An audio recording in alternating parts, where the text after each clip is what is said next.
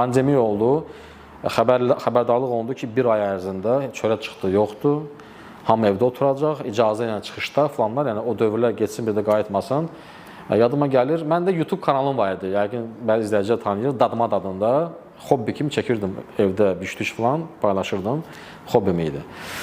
Mən də o zaman adını çəkməyəcəm, marketlərin birinə girəndə, həmən sabahsı gün artıq çölə çıxış yox idi. Mən bazarlıq eləmək üçün dedim, bir aylıq heç olmasa, bir ay olmasa, bir həftəlik bazarlıq eləyim, oturum, evdə bir günümü keçirdim də. Marketlərin, böyük marketlərin birində belə bir sac gördüm. Soba, üstündə sac qoymuşdular, mənə maraqlı gəldi. Mənə marketdə baxıram, sobadır, sacda belə şey görəmişdim. Mən də fikirləşdim ki, zaten bekarçılıqdır bir ay ərzində, bu şeyi aparım evə, YouTube kanalımda çəkim, biş-düş eləyim, müşkulaq eləyim, burada kommentariyasında motivasiya olsun bir ay ərzində. Aldım, apardım evə, çəkdim, PO çırtması eləmişdim orada, qoydum YouTube'a və YouTube'da ən çox yazırdılar ki, nə gözəl dadlı pişirmişsiniz, resepti nə gözəldir, amma indi isə başqa cür yazırlar. Bu məhsulu haradan almışsınız, nə gözəl məhsuldur, necə əldə edə bilərik? Görün tələbat yarandı məhsulla, mən axtardım, məhsul desəm bu idi. Mən də sual qoydum YouTube-da ki, biz əziz izləyicilər, bu cür məhsul satışını biz reallaşdırsaq, almaq istədinizmi? Sorğu qoydum. Yüzlərlə kommentlərə, bəli. Deməli, o vaxt necə idi məsələ? Pandemiyada hamısı qapılmışdı evlərinə, rayona getmək olmaz, çölə çıxmaq olmaz. Heç nə olmaz idi, ancaq evdəsən. Və təbii ki, cəmaat yayda haçan çıxırdı, rayona çıxırlar. Bu yay ərəfəsi idi. İndiki yadıma gəlir, qızğın yay idi. Hamı yanır getmək üçün rayonlara, amma heç kim gedə bilmir. Və mən birdən-birə bu məhsulu paylaşdım və tələbat gördüm. Və gördüm ki, yüzlərlə kommentləri gəldi ki, biz hardan almışsınız, necə almışsınız, falan zat. Dedim, ya Rabbi, bir dənə əlimə qalıb dua elədim. Bir dənə bunun kökünü tapsam kim düzəl? Baxıram, sex malıdır, sexdə düzələn bir şeydir. Ya Rabbi, bunun bir dənə mənə kökünü göstərərdin. Mən ondan tapardım da bunu. Düşünürəm ki, adını çəkməyəcəm, marketdən soruşsam deməyəcəklər, bəlkə o tərəfdə hansı sexlər düzəldi, axtarım eləyim. Bu minvalla fikirləşib bir həftə üstündən keçdi, bizim məhəlləmizdə bir market var idi. Məsələn, dəmirdən lazım oldu mənə. Mənə market yəsi şey verdi ki, nömrəni ki, bizim qonşumuz, filankəs müəllim, çexi var, dəmir çexi. Ona isə yaxınlaş. Bunu deyəndə mənə də saç dəstə ağlıma gəldi. Nömrəsini aldım, WhatsApp-a göndərdim. Dedim, adı Tahir bəydir. Dedim, Tahir bəy, belə bir məhsul var əlimdə. Siz bunu pandemiyada dolanışıq yoxdur, evdə hamımız. Mən bunu, belə deyim də, o bizə buraxılan 3 saat ərzində sata bilərəm, çıxıb da verib gələ bilərəm də. Bu məhsul ortaya çıxartsa, mən satışın marketing təşkil edeyim. O da at bala baxımda olan şeydir o. Yaşlı bizim müəllimimiz deməli. Atdım ona şəkli də qoydum belə bağa, attım özünə. Qayıd nədirsə yaxşı mənə. Qardaşım, bunu hələ mən düzəltmişəm, harada tapmısan bunu? Sən də makacı bunu düzəldin, mənim qonşummuş, xəbərim yoxdur, çex. Dedim, nə gözə, ya, necə duam eşidilir mənim? Dedim, sabahlar sizin yanınızdayım. Dedi, okey. Getdim, yəni çexi girdim, çexdə maşallah görürəm, dəmir, fış, iskralar, saclar, manqallar, ustalar işləyir. 2-3 dənə ustası var idi vaxtlarda, səhv etmirəmsə. Dedim, mənə bu lazım idi. Hoşum, danışdım. İlk belə deyim, ticari sözləşmə belə oldu ki, dedim, belə deyək, bir dənəsi neçəyədir, qiymət mənə dedi, mən də qayıtdım. Dedim, mən bir yox, səndən istərəm alın 15 ədəd, dəst olaraq. O vaxtlar isə soba ilə sac ayrı satılırdı, sədərəydə. Sənin bu məhsul bazarda 10 il var idi. Söz nə edirəm, sözü götürəcəm. Neysə, dedim, bir dənə sobasını düzəlt, gözəl insan mənə bir dənə sacını, bunun razmeyana uyğun və maşa üstünə qoy. Mən bunu bir dənə təcrübədən keçirdim. Götürdüm, qoydum bağa, yaşıllıqda geçən fonda şəkil çəkdim. Mən də qrafik dizaynerdim axı. Tərtib elədim post kimi. Paylaşdım deməli, gecə saat yadıma gəldiyi kimi, gecə saat 11-də kimi, 12 kimi Facebook'a qoydum, Tapaza qoydum.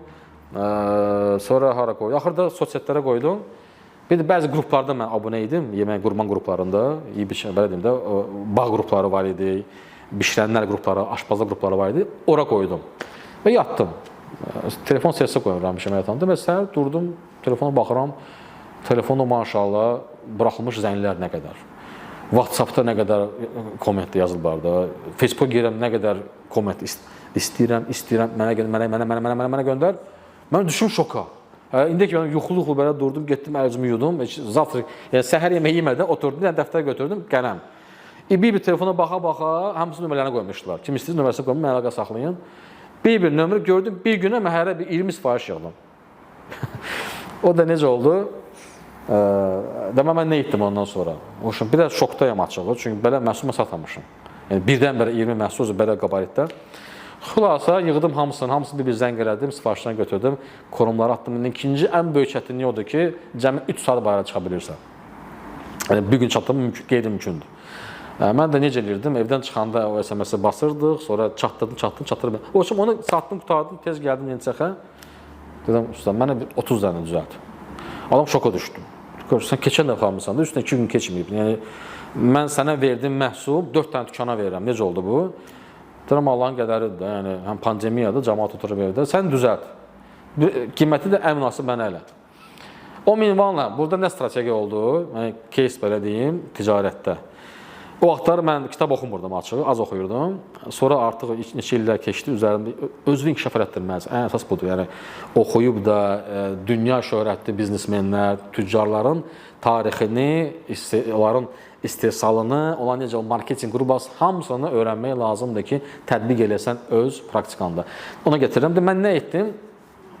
Dedim, onda mənə münasib qiymət. Demədim, münasib qiymətə qoydum. Strategiya. Məsəl üçün belə deyək, 20 manata o dəstə aldım, qoydum cəmi 49 manata. Amma dəstləşmiş şəkildə. Şəklini çəkdim, tezdən postlara paylaşdım, Instagram səhifə açdım. O vaxtlar öz səhifəm idi, ad qoyamış, Evera yox idi. Bir il hələ işlədim mən. Və o minvalından sexdən artıq manqalara keçdik, saclara artıq. Deməli, mən bir şey başa düşdüm ki, onu mən getirirəm. Deməli, 10 il bazarda bu var imiş. Amma cəmaat bunu tanımırdı. Cəmaat tanıyırdı sacı addellə, yəni ayrıcı sac, sobası ayrıca və tam bunu dərk eləmirlər. Mən bunu birləşdirdim deyə segmenti, bu təqdimatı çıxartdım deyə ortaya, deməli, malı satan təqdimat oldu. Deməli, məhsul olmalıdır, maraqlı, münasib qiymətli və təqdimatı üstün. Bu iş segmentdən birləşdirəndə, söhbət nəyə getirəm? Biznesin uğurlarının birinci açarı budur. Və fərqli təqdimat. Onu etdim və o minvalla biz neçə ədəd satdıq. Təbii ki, o vaxtları mən şirkət qurmamışdım, o vaxtları mağaza yox idi, sadəcə olaraq alırdım kişidən, satırdım. Yəni, belə deyim, çörək pulu çıxardırdım. İndi kimi adımdadır. Deməli, mən köhnə RAV4'üm vardı, Toyota RAV4, o vaxt 6000 almışdım, indi yandadır. Lap köhnə, 96-cı RAV4 idi, 96-97-ni. Onu yüklüyordum, indi kimi adımdadır. Kondisioner də xərab olmuşdu. O vaxtları imkanı kondisioner düzəldim. Şüşəsi də xərab olmuş, şüşəsi də açılmır tamam. Mən o yayın istisində, o 3 saat şeyində çıxırdım, o tər axa-axa. Amma içimdə o ki, o motivasiya var idi, mənə sərinləşdirirdi. Bir dastavka qapılarını elirdim müştərilərinin və qaydırdım. O cürünə, sonra pandemiya da bir xeyli uzandı. Neçə siz getirdin mən? Mən bilirəm, bir ilə çox getdi pandemiya. Bu çətin də etdi. Pandemiya çıxanda daha doğrusu, çıxanın ərəfələrində Evera yarandı, Evera brendi, Evera şirkəti. Deməli, mən ilk dəfə əlimə kitab düşdü. Deməli, mənim qaynıma hədiyyə vermişdilər. Bu da marağı yox idi, verdi mənə. Mən sadəcə 2-3 səhifə oxudum, görüm kitab mənlik. Kitab hansı kitabı idi? Mən reklamı gedəcək yoxsa necə? Robert Kiyosaki'nin Varlı Ata, Kasıb Ata. Onu oxudum və həqiqətən də onu oxuyub qutarandan sonra fikir mülasisi dəyişdi. Yəni, atıram, belə bir nümunə deyim. O vaxt mən düşünürdüm ki, nə gözəl, malı götürürəm, özüm dastavka eləyirəm, xərcim yoxdur. Bir dənə xərcim benzindir, amma işçim yox, dükan yox, arenda yox falan. Nəyə lazım ki, buna ehtiyac yoxdur. Amma belə sonra gələcək düşünürsənsə, insan yaşlandıqca sən hər dəfə mal daşımayasın, sən inkişaf eləməysənsə, bu cürə tüccarlığa, yəni kuryer kimi işləmək o deyil. Mən də başdan yollar axtarmaq ki, necə şirkət kurum və arzum o idi ki, mağaza. Bir mağazam olsun, orada maraqlı məhsullarına doldurum. Robert Kiyosaki kitabını oxudum, orada bir dənə 2 dənə cümlə var idi ki, misal getirdi. Məsələn, sən əgər simiclik edirsən, mühasibə götürmək işi və o vaxt söhbət mühasibdən gedirdi. Mən onu sirayət edirdim mağazinə. Yəni, mən mağaza götürmək tərəddüdündə idim. Arendası, vergisi, vöynəc falan biraz baş ağrı kimi gördüm onu. Amma mühasibə getirəndə nümunə olaraq, məsəl üçün belə deyir, sən əgər mühasib götürürsənsə, ona maaş verməyi, yəni simiclik etmə. Yüksək maaş verməlisən, çünki mühasib səni risklərdən qoruyur. Məsəl üçün, vergin düzələməsən, sən küllü cərimə gələ bilər.